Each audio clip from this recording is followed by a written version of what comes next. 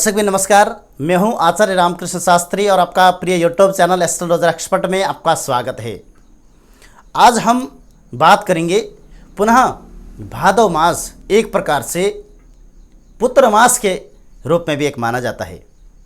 विशेषकर संतान में पुत्र प्राप्त चाहने वाले मनुष्य के लिए भादव मास और श्रावण मास ये दो मास ऐसे होते हैं जिससे पुत्र कामना पूर्ण करने के लिए सबसे प्रिय माना जाता है। तो ये 2 महीने ऐसे हैं जिसमें संतान की कामना करने और संतान की कामना से पूजा करने से शीघ्र पुत्र प्राप्ति का आशीर्वाद प्राप्त होता है। तो भादव मास में भगवान श्री कृष्ण का जन्म भी हुआ है। तो इस मास को हमारे धर्मशास्त्र भी इसी को प्रदत्त करते हैं कि इस मास को अथवा भादव मास को एक पुत्र प्राप्ति के लिए अथवा पुत्र प्राप्ति प्लानिंग करने के लिए एक दैविक आशीर्वाद माह के रूप में भी माना जाता है।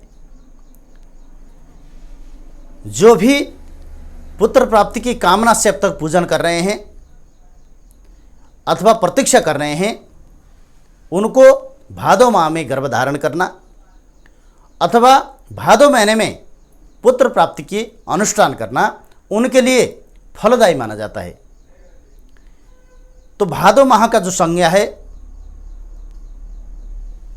ये 10 अगस्त से लेकर 10 सितंबर के अगर मध्य में प्लानिंग करेंगे तो पुत्र प्राप्ति का संयोग योग विद्यमान होता है। जिन भी महिलाओं ने इन तिथियों के बीच में गर्भ धारण किया है उनका लड़का अवश्य होगा। इसलिए जो भी आगे आने वाले समय में प्लानिंग करना चाहते हैं तो इनके बीच में ही प्लानिंग करें। जैसा कि मैंने एक वीडियो इससे पहले अपलोड किया था कि जो भादव मास में प्लानिंग करना चाहते हैं श्रावण मास में इस विधि से पूजन करें।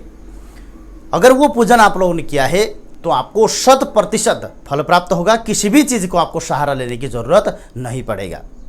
फिर भी अगर आपकी इससे पहले 1-2 कन्या उत्पत्ति हो चुकी है तो उनको कुल वंश को चलाने के लिए विशेषकर भादव मास में समडेट अथवा मोरपंख की दवाइयों का सहारा लेते हुए प्लानिंग करें तो आपको 100% एक प्रकार से सूचांक आपको प्राप्त होगा। भादव मास में विशेषकर भगवान श्री कृष्ण का पूजन करें। कम से कम 1 हफ्ता भगवान श्री कृष्ण का पूजन करें। श्री कृष्ण का पूजन करने के बाद आप लोगों संतान की प्लानिंग करें। संतान की प्लानिंग करने के बाद भी आप भगवान श्री कृष्ण का स्वरूप पूजन करें। अपने मोबाइल में भगवान श्री कृष्ण का तस्वीर लगाएं। घर में जिस कमरे में आप सोते हैं उसमें भी भगवान श्री कृष्ण का बाल्यावस्था का पूजन फोटो लगाएं।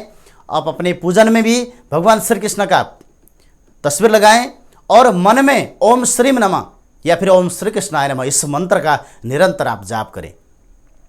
इस तरह से अगर आप लोगों प्लानिंग करेंगे तो पुत्र प्राप्ति का संयोग योग आपको प्राप्त हो जाएगा। अगर किसी की कुंडली में संतान भाव में अगर स्त्री कारक ग्रहों का समावेश विद्यमान होने पर लड़का प्राप्ति में बाधा उत्पन्न होता है तो उनके लिए थोड़ी विशेष उपाय जो है वो अपनाना होगा। या तो आप लोगों को पुत्रष्टि कराइए। पुत्रष्टि अगर आप नहीं करा पाएंगे तो पुत्रष्टि किसी योग्य ब्राह्मण द्वारा कराना होता है।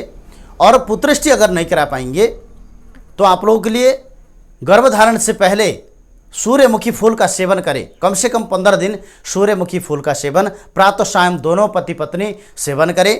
और उसके बाद सम डेट पर और सम डेट सम समय पर गर्भधारण करें। सम समय का मतलब होता है कि 10 बजे के होना चाहिए अथवा 12 बजे होना चाहिए। इस तरह से सम समय का चयन करें।